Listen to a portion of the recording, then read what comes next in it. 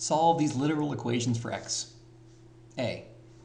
P times the quantity x minus b equals qx plus d. The first thing we want to do is get rid of the parentheses. So let's distribute this p to both terms. So we've got px minus pb equals qx plus d. Next, I want to get all the terms that have an x to the same side of the equation. So I'm going to move all the x's to the left. So let's subtract qx on both sides of the equation.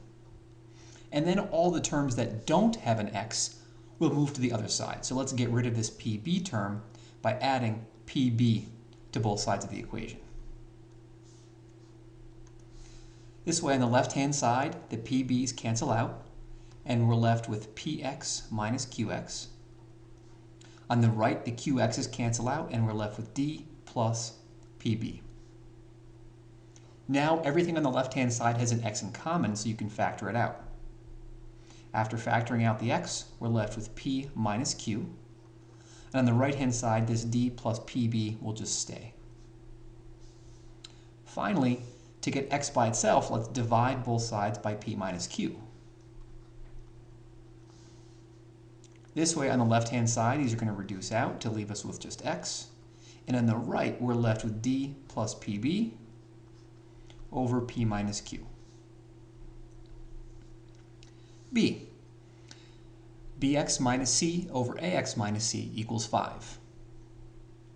First, let's get rid of fractions. So let's multiply both sides of this equation by our common denominator, which is ax minus c. This way, on the left-hand side, the ax minus c's will cancel, and we have no more fraction, just bx minus c. And on the right, there were no fractions to begin with, so we can distribute. And we've got 5ax minus 5c. Next, I want to get all the x's to the same side of the equation. So we can subtract 5ax on both sides. And we also want to get all the non-x terms away from the x's. So now we'll add c on both sides of the equation. So now on the left-hand side, we've got bx minus 5ax. On the right-hand side, if we combine these, we've got minus 4c. And now on the left, everything has an x in common, so we'll factor out the x, which leaves us with, in the parentheses, b minus 5a. And on the right-hand side, we still have minus 4c. And then finally, to get x by itself, let's divide both sides by b minus 5a.